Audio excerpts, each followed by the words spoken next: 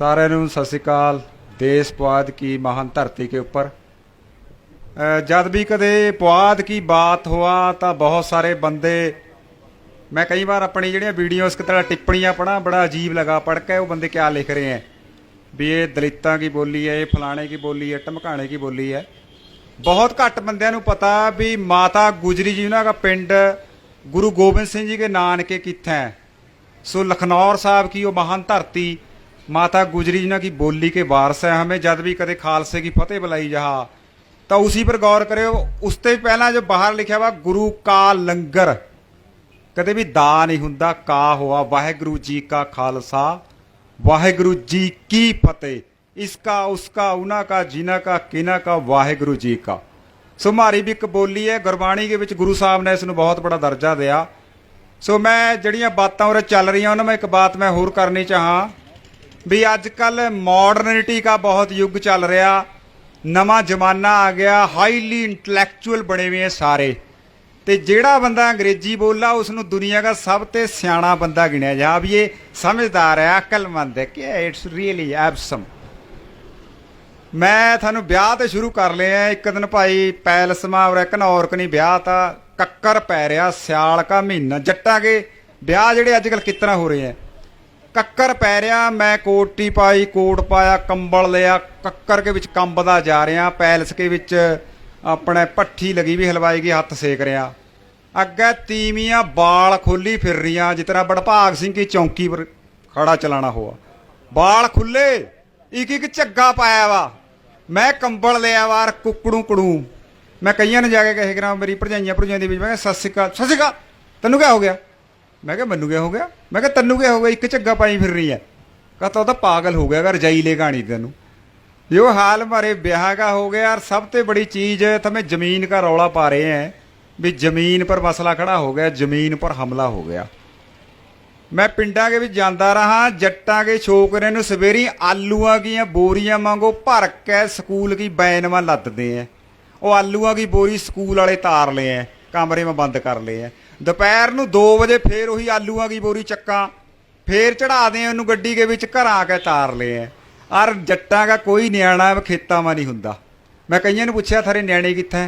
न्याणे तो घर बैठे हैं AC में। जट आप दोपहरे में AC में कंबल नहीं पाए हुआ, कोई नहीं बोलता हैगा। जे थमें गाँव के विच जाके किसी ने पुछण लग जाए ना भी फलाने सिंह के घर जाना, कोई बंदा ही नहीं दिखता। मैं थोड़े दिन पहले एक घनौर कनी चले गया, बाई गुरमीत बैठा हमें 2 जने थे।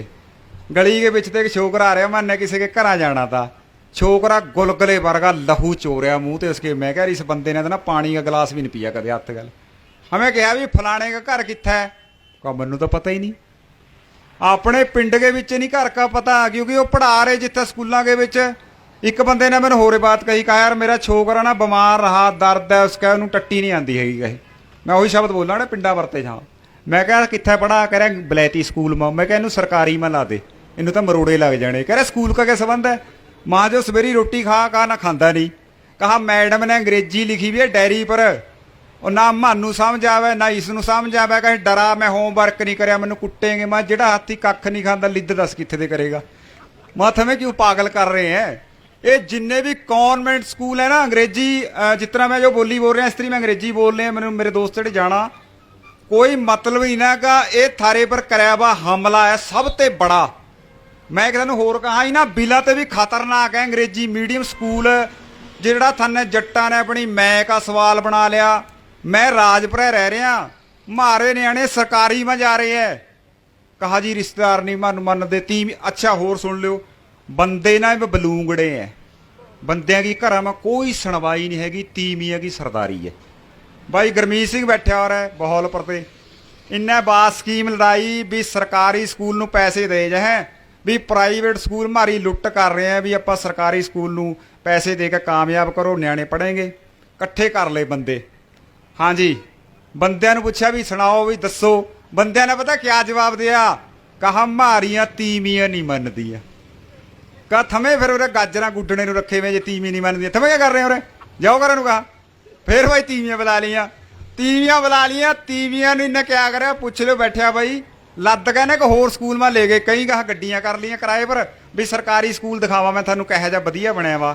उत्थे जाके भी तीमियां ने कोई आई गई नहीं दई। ਕੁਛ ਵੀ ਨਹੀਂ ਬਣਿਆ ਜੀ, ਖੇਲ ਖਤਮ ਹੋ ਗਿਆ। ਸੋ ਪਿੱਛੇ ਪੰਜਾਬੀ ਯੂਨੀਵਰਸਿਟੀ ਨੇ ਲਹਿਰ ਚਲਾਈ, ਤੀਵੀਆਂ ਨੂੰ ਆਜ਼ਾਦ ਕਰੋ। ਇੱਕ ਬੰਦਾ ਕਹਿ ਰਿਹਾ ਯਾਰ ਕਾ ਮੈਨੂੰ ਤਾਂ ਨਿਊ ਲਗਾ ਵੀ ਇਹ ਹਾਲ ਹੋਣੇ ਵਾਲਾ ਵੀ ਤੀਵੀਆਂ ਮਾਰੀ ਗਲ ਮਾ ਨਾ ਪੱਟੇ ਪਾ ਕੇ ਫੇਰੇ ਕਰੇਂਗੇ ਮੈਨੂੰ ਕਾ ਫੇਰ ਬਣੇਗੀ ਆਜ਼ਾਦੀ। ਸੋ ਹਾਲਾਤ ਬਾਈ ਬੜੇ ਖਰਾਬ ਹੈ। मैं एक स्कूल के विच बैठा था, उत्थे एक बंदा आया, कहा जी थमें न्यू करो, मारे छोकरे नूं ना एक तो सिखाओ अंग्रेजी, एक इनू कंप्यूटर सिखा दो, कंप्यूटर बस फिर हमें जाना मारा कम जाना।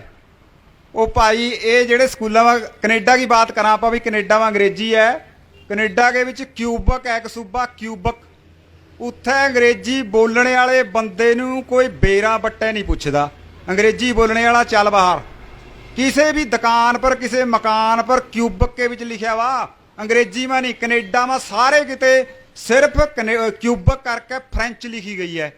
और मारे उरे बैठे हैं थमे ही जे थारे ते कोई बंदा ना दस्तक कराण आ जाए भी उई आपां ने लिखनी अर्जी 99 बंदे अंग्रेजी में दस्तक करा। मैं एक नूं पुछ लिया, उसने लिखा वा HERNAIK हरनेक सिंह। मैं कहा यो कास्ते लिखा, का पढ़े लिखे लगा इसते। वाह क्या बात है। महामारे ਜਿਹੜੇ ਬਾਪ ਦਾਦੇ ਤੇ ਉਹ ਪਾਗਲੇ ਤੇ ਉਹ ਅਨਪੜ੍ਹ ਤੇ ਜਿਹੜੇ ਤੌਂ ਮੈਂ ਕਿਹਾ ਪੜ੍ਹੇ ਲਿਖੇ ਕਾਰਡ ਕੱਢ ਰਿਹਾ। ਸੋ ਬਈ ਜੇ थाने आ एक बंदा कह रहा, कहा यार बहुत खर्चा हुआ न्याणिਆਂ की पढ़ाई पर। बई मैं सुन के हैरान हो गया कि मैं तो इन्हें स्कूलों की कितने मकान भी नहीं गया।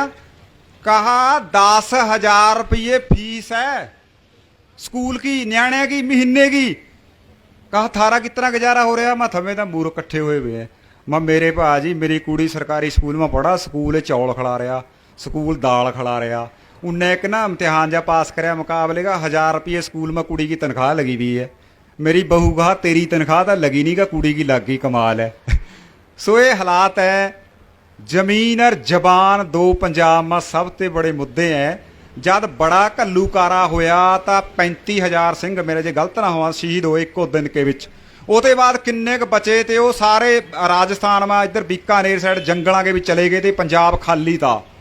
ਉਹ ਫੇਰ ਆਪਣੀ ਜ਼ਮੀਨ ਲੈ ਗਏ, ਫੇਰ ਖਾਲਸਾ ਰਾਜ ਕਾਇਮ ਹੋਇਆ ਕਿਉਂਕਿ ਉਹ ਆਪਣੀ ਜ਼ਬਾਨ ਗੱਲ ਜੁੜੇ ਵੇ ਤੇ ਉਹ ਸ਼ਬਦ ਗੱਲ ਜੁੜੇ ਵੇ ਤੇ ਜਿਹੜਾ ਕਹੇ ਤਾਂ ਰਾਜੇਸ਼ੀ ਮੁਕੱਦਮ ਕੁੱਤੇ।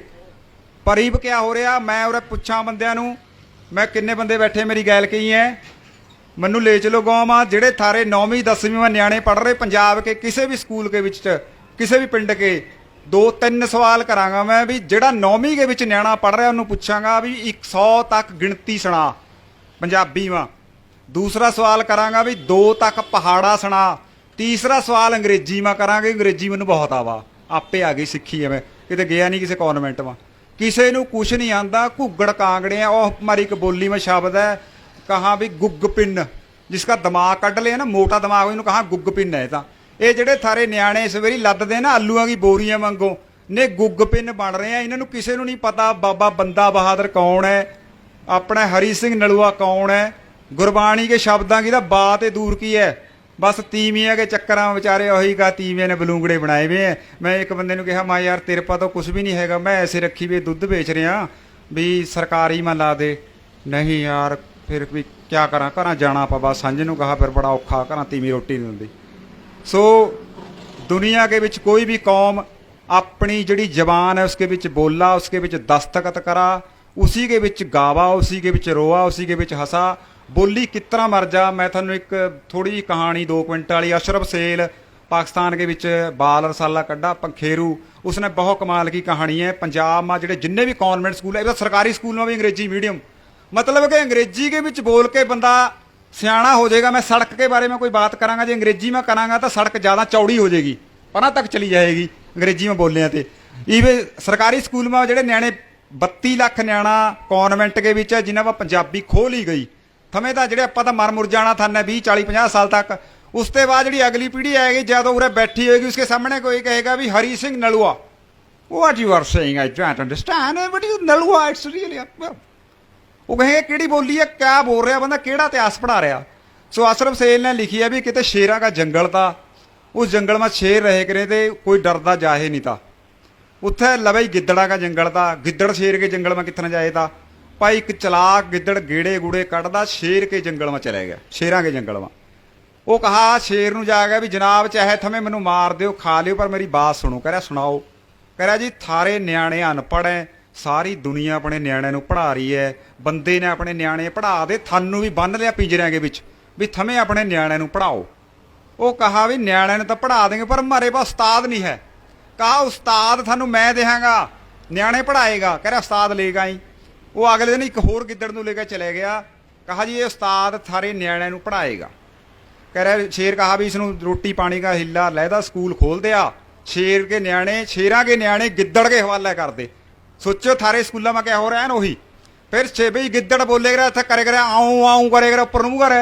शेरा के न्याणे क्या क्या यार वो तो दहाड़ने वाले आऊँ आऊँ आऊँ, वो शेर बोले ना करे न्याणे, वो कटाई करे करे उन्होंने ठुड्डे मारे करे भाई, कुट कुट के उन्होंने के साल 2 साल बाद वो शेरा के न्याणे भी गिद्दड़ वाली बोली लग गए बोलन। बोली नहीं लगे, उन्होंने अपने बड़े वडेरिया की ताकत भी भुल गई भी हमें शेरां के न्याणे हैं। पे 1 साल के बिच सारा जंगल गिद्दड़ां गल भर गया। का उत्थे अजे भी कदे कदे कोई पुराना बुढ़ा शेर दहाड़ा, पर अगे तो उसकी बोली गिद्दड़ां की बोली के विच गुम हो जा। सो थारे न्याणे जिहड़े शेरां के न्याणे हैं, ये स्कूल सिक्ख्या कदे कहा गया बहुत बड़ा इनकलाब लियाएगी, सिक्ख्या पंजाब नूं तबाह कर रही है। क्योंकि अपनी बोली ते बाहर जिहड़ी सिक्ख्या लई जाओ कौमां गुलाम होआ या गुलाम बना लिया, जहाँ जिहड़ी किसी होर की सिक्ख्या के पढ़ रही। पंजाबी और जबान है जिसके विच एडे महान फिलासफर, एडे महान इनकलाबी रहबर पैदा हुए हैं। एक स्टीफन गुरसियार्डी है, नैट के उपर थमे देखियो, स्टीफन है गोरा और पंजाबी सीख के गया। वो बंदा बहुत कमाल की पंजाबी बोला, जिस तरह उरे यूनिवर्सिटी में पढ़ावा या पढ़ा आप मालवे वाली बोली।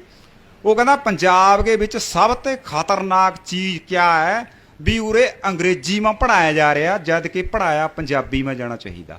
थमे तामिल में चले जाओ, मैं केरला जाता रहा, उरे तक होर भी चक्कर है ना, चादरा लाना अनपढ़ बंदा, कुर्ते पजामे वाला अनपढ़। मैं एक दिन बैंक में चले गया, मेरे बापू ने कोई हिसाब किताब कराया था, वह तो भी जाए, मैं चले गया तो दस्तखत करने दे, मैं करते पंजाबी में, अपने तो करता नहीं कोई। वो फिर जो बंदे वा कागज़ से आप मैनेजर के कमरे में चले हैं भी उरे जगह घट है, उत्थे बैठेंगे। मैं मैनेजर नूं कहा भी ये सारा कुछ अंग्रेजी के विच क्यों है, पंजाबी के विच क्यों नहीं, तामिल के विच तामिल है, केरला के विच मलयालम है, पंजाबी के विच क्यों नहीं। मैनेजर ने कहा भी ये तो कोई गुहारे में पाथियां कटदा आ गया, इनू कासे का नहीं पता है। उस बंदे कल अंग्रेजी में बातें कर लग गया।